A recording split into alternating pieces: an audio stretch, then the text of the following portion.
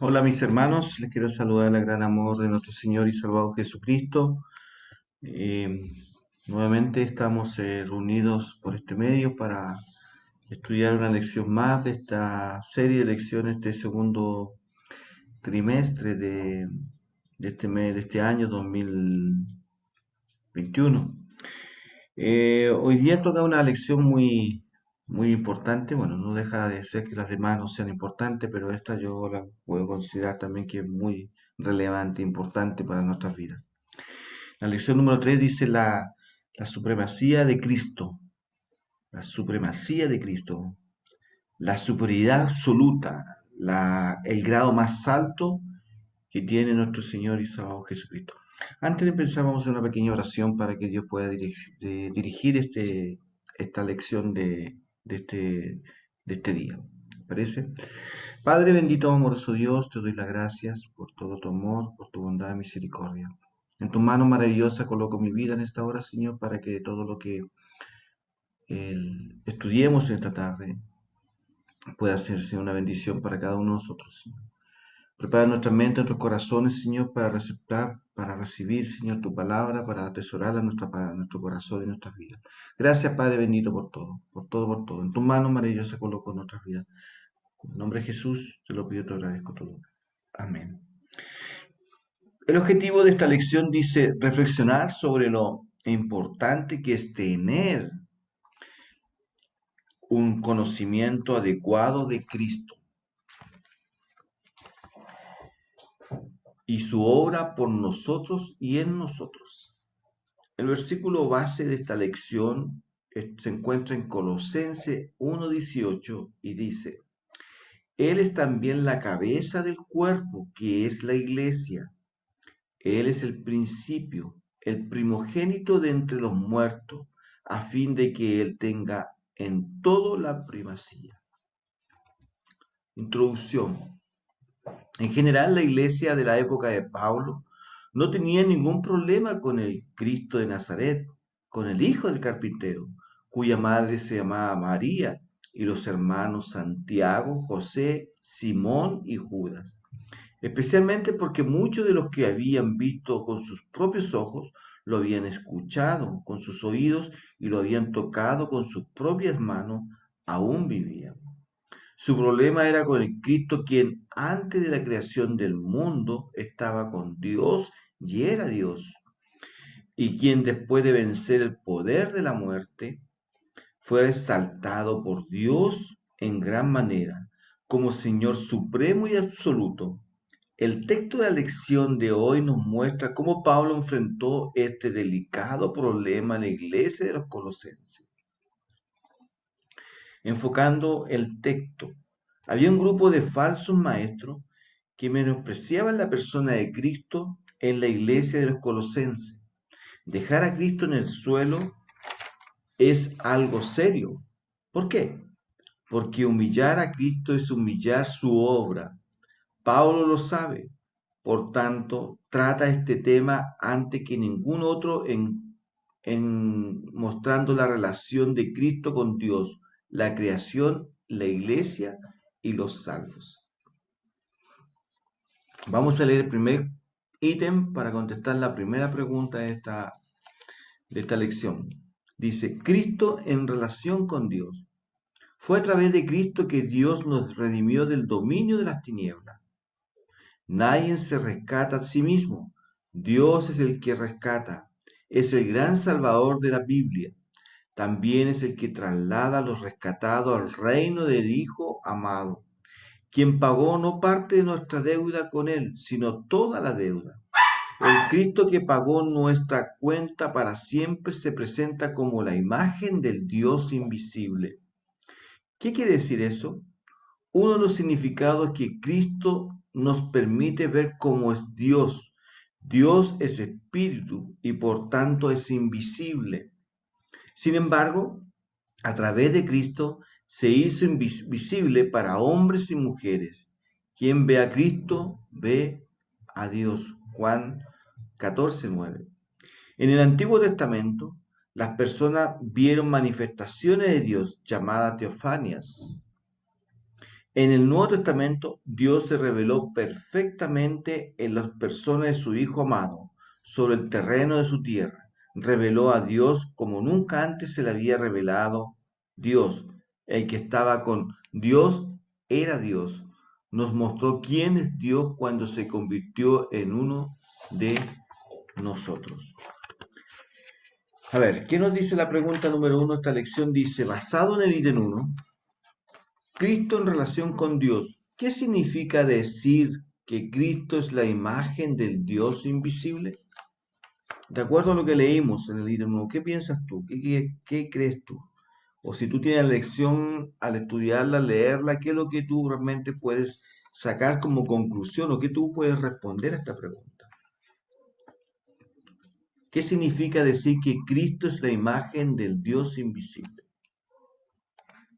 Bueno, en el mismo ítem número 1 sale la respuesta y dice, significa que Cristo nos permite ver cómo es Dios. Dios es espíritu y por tanto es invisible. Nosotros no lo podemos ver porque es espíritu.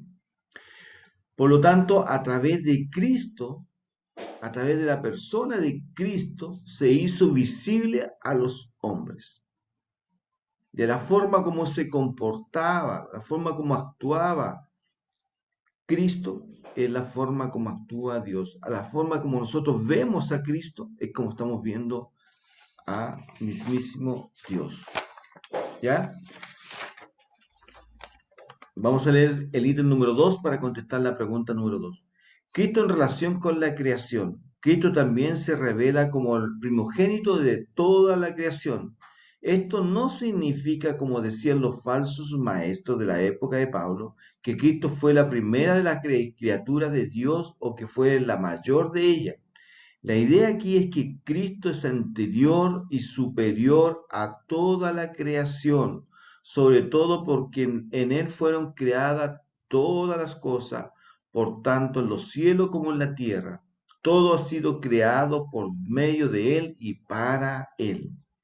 Jesús es el yo soy, es decir, el que es y el que causa. Nunca hubo un momento en que nació o en que no existiera.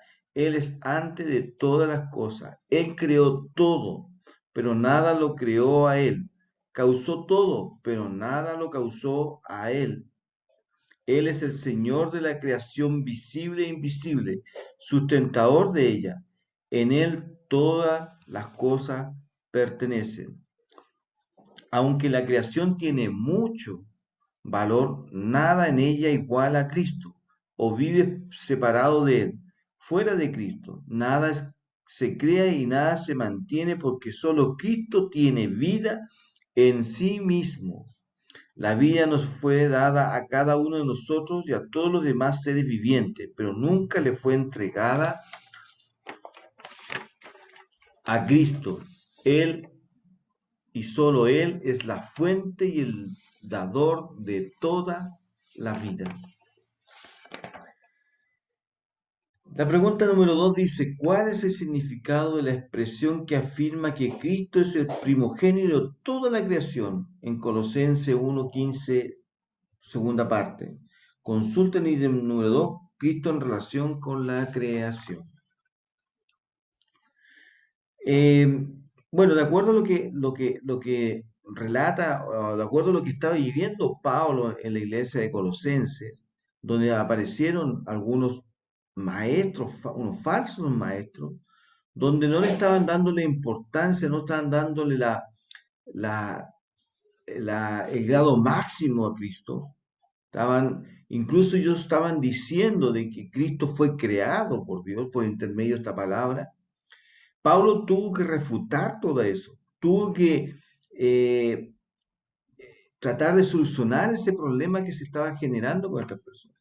Bueno, y la idea de acuerdo a la palabra de Dios que dice que es el primogénito de toda la creación, la idea expresada por Pablo a los colosenses era para mostrar que Cristo no fue creado como algunos, como yo les mencionaba, que algunos maestros estaban diciendo.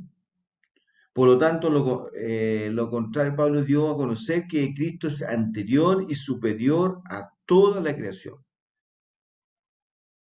O sea, Él no fue creado, Él ya estaba. Si nosotros incluso vamos mucho más atrás, en el Génesis mismo, cuando Dios empezó a crear, a crear todas las cosas, llegamos al momento cuando creó al hombre. Él se refirió en forma plural y no singular.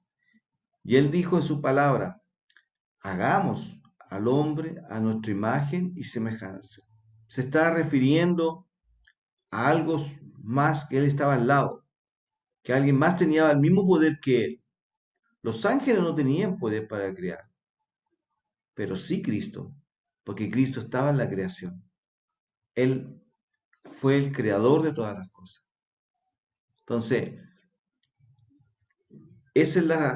por esa razón aquí la expresión el primogénito de toda la creación fue el principio de toda la creación, porque a causa de él fueron creadas todas las cosas. Amén. Vamos al ítem número 3 para contestar la pregunta número 3. Cristo en relación con la iglesia. Cristo es la cabeza del cuerpo, que es la iglesia. Tenemos muchas imágenes aplicadas a la iglesia y el cuerpo es una de ellas, como se ve en Romanos 12:4, 1 Corintios 12:14, Efesios 4:12. La iglesia es un cuerpo, pero sus miembros, provenientes de todas las naciones, pueblos, tribus y lenguas, son tantos que no se pueden contar. Un cuerpo con muchos miembros, pero con una sola cabeza, Cristo. Él es el origen de la iglesia y la cabeza de ella. Es de Él y solo de Él de donde viene la dirección, el apoyo, el control y el mando de su cuerpo, que es la iglesia. Así como es imposible ser parte de este cuerpo sin estar relacionado con su miembro, también es imposible ser parte de este cuerpo sin estar relacionado con su cabeza.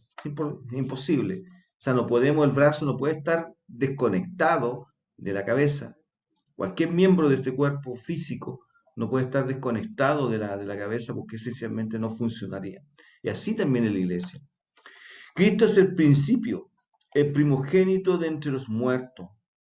Otros habían vuelto a esa vida, pero después de un tiempo volvieron a morir. Sin embargo, Cristo resucitó de la muerte y vive para siempre a la diestra de Dios, quien le dijo, que le dio un nombre que está sobre todo nombre, a fin de que él tenga en todo la primacía.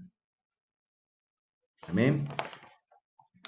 La pregunta número 3 es una pregunta que tú tienes que, muy fácil quizás de contestar. En relación a la iglesia, ¿cómo se presenta Cristo? En relación a la iglesia, ¿cómo se presenta Cristo? Consulte Colosenses 1:18. Vamos a leer Colosenses 1:18 para contestar esta. Colosenses 1:18. Dice, Colosenses 1:18 nos dice, y Él es la cabeza del cuerpo que es la iglesia. Está claro, ¿verdad? Cristo se presenta como la cabeza del cuerpo y el cuerpo es la iglesia. Nosotros somos la iglesia. Nosotros somos miembros de este cuerpo y quien es la cabeza es Cristo. El ítem número 4 nos dice, Cristo en relación con los salvos. El texto bíblico declara que agradó al Padre que en él habitara toda la plenitud. Como esta en otra versión bíblica dice, a Dios le agradó que todo lo que él se habitara plenamente en Cristo. Si Jesús no fuera completo, entonces su obra en la cruz tampoco estaría completa. ¿Y qué obra fue esa? La obra de la reconciliación por medio de Cristo. Dios estaba reconciliando todas las cosas consigo, habiendo hecho la paz por medio de la sangre de su cruz. Solo un Cristo pleno podría restaurar completamente la relación entre los seres humanos y las demás cosas con Dios. Gracias a la obra plena de Cristo pleno, somos ante Dios santos, sin mancha e irreprensibles delante de Él. Si creemos que Cristo hizo todo lo necesario para ser aceptado por Dios, solo nos queda una cosa: permanecer arraigados y firmes en la fe, sin apartarnos de la esperanza del Evangelio. La vida cristiana no comienza con Cristo y luego continúa y termina por sí sola. La vida cristiana comienza y continúa y termina con Cristo. Y ella no necesita nada más que Él para desarrollarse. Cristo es suficiente. Después de las siguientes 4 preguntas, tendremos 2 aplicaciones prácticas y un desafío misional para nuestras vidas. Pero antes de pasar a las 2 preguntas prácticas, vamos a contestar la pregunta número 4 de esta lección. Colosenses 1:19 afirma que agradó a Dios que Él habitara toda la plenitud. ¿Cómo esto asegura nuestra reconciliación con Dios?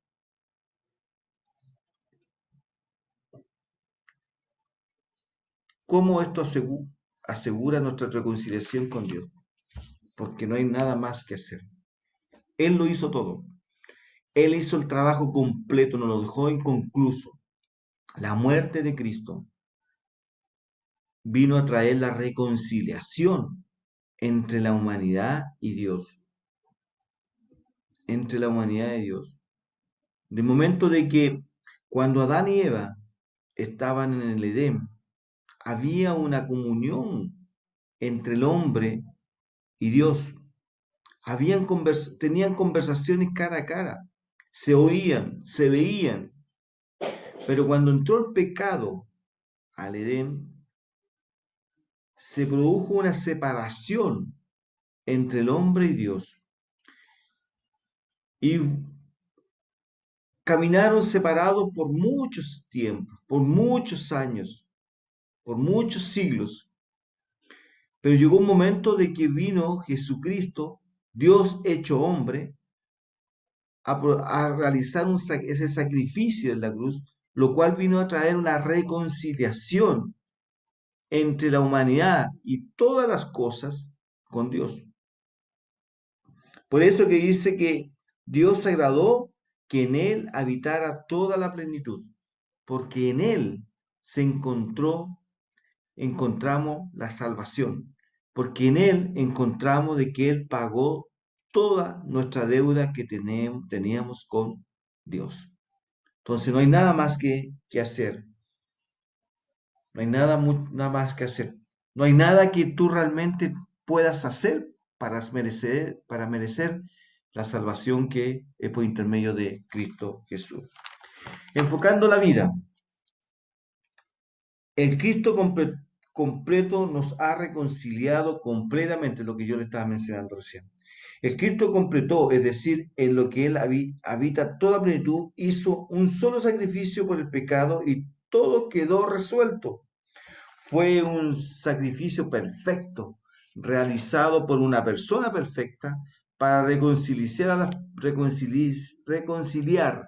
a las personas imperfectas con el Dios perfecto. Todo lo que era necesario hacer para reconciliarnos con Dios se hizo para siempre.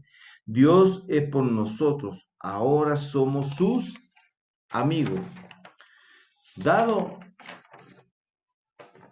dado Dado eso, ya no tiene sentido que usted todavía se sienta culpable por algo que hizo o dejó de hacer o vivir con este horrible sentimiento de deuda con Dios. Si hay algo que ya no tiene con Dios es deuda. El Cristo completó, el Cristo completo pagó toda la cuenta, hasta el último centavo. No le queda nada por pagar. Viva en paz. La pregunta número 5, que es una pregunta de aplicación: ¿tiene sentido sentirse culpable por algo que hicimos o no hicimos antes de reconciliarnos con Dios? Yo creo que no, porque Cristo ya hizo todo, pagó todo. No hay deuda que exista hoy día. La sangre de Cristo en la cruz del Calvario pagó toda la deuda, nos reconcilió con Dios. Haga tú lo que, hagas tú lo que quieras hacer, eso no va a venir a sumar para la reconciliación con Dios, porque Él ya hizo el trabajo y ya Él pagó toda nuestra deuda al derramar su sangre para el perdón de nuestros pecados. Amén. El Cristo completo nos completará plenamente. Al mirar su vida es posible que no le guste mucho lo que ve. Parcialidad. Pero no solo usted es así. Todos somos parciales en todo. En perdonar, en hablar, en escuchar, en confiar, en el conocimiento, en el afecto, etc. Todos somos irregulares, incompletos, fragmentados, inacabados, imperfectos, fraccionados, pero el que nos ha trasladado al reino del Hijo de su amor debe completarnos a través del Hijo amado, en quien habita la plenitud. Aún no somos lo que seremos, pero sabemos que cuando el Hijo de su amor sea revelado, todas las cosas incompletas de nuestra vida y de nuestro mundo se completará en él. No renuncie. ¿Cómo explica la expresión todavía no somos lo que seremos? Lea el ítem número 2. Ya lo leímos ya. Pero ¿qué es lo que tú piensas? ¿O qué es lo que realmente tú podrías contestar aquí con la expresión todavía no somos lo que seremos? ¿Qué piensas tú que hoy día, de la forma que tú eres actualmente, de la forma como tú vives tu vida cristiana, de la forma como tú piensas, de la forma como tú actúas, es de la forma como tú vas a ser o vas a ir al cielo si cuando Jesucristo venga por segunda vez? No, cuando Jesucristo venga, cuando Jesucristo venga y si tenemos la oportunidad en ese momento de poder verlo venir por la altura, en las nubes de los cielos, o si ya en ese momento ya estemos en nuestro descanso eterno, vamos a ser transformados. Ahí se va a cumplir, ahí Jesucristo, por intermedio de su plenitud, por intermedio de su poder, Él nos va a transformar, nos va a hacer, vamos a ser ya completos y vamos a llegar a ser como Él realmente quiere que seamos, para ir a vivir con Él eternamente en las alturas del cielo.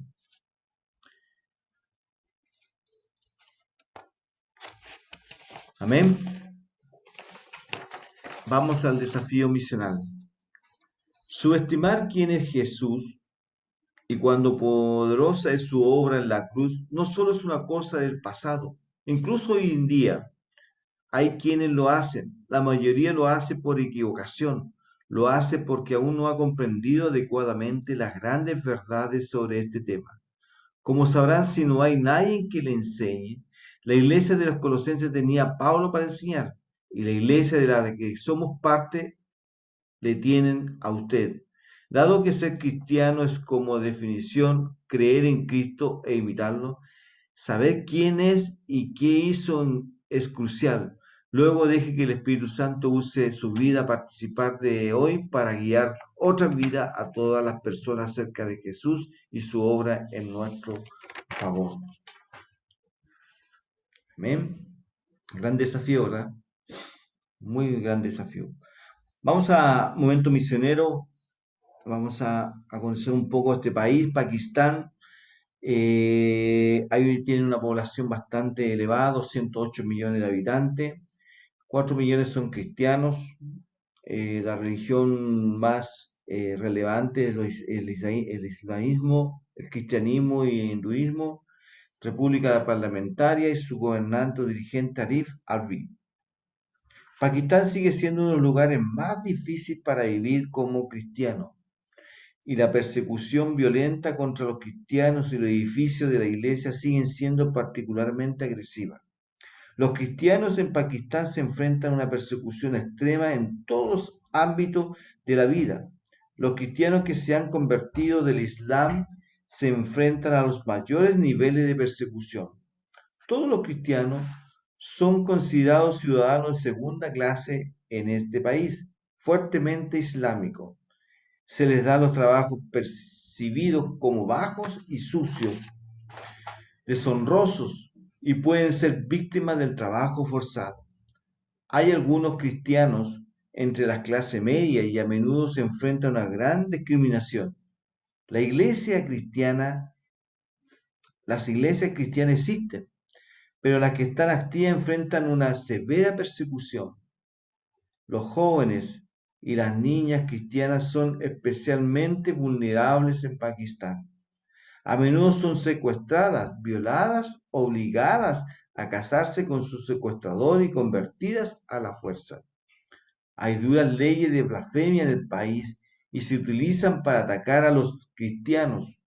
En el país, aquellos que son condenados por blasfemia reciben la pena máxima de muerte. Ore, clame por la protección de la iglesia en Pakistán, especialmente en los días festivos como Navidad y Semana Santa, cuando los ataques terroristas son más comunes.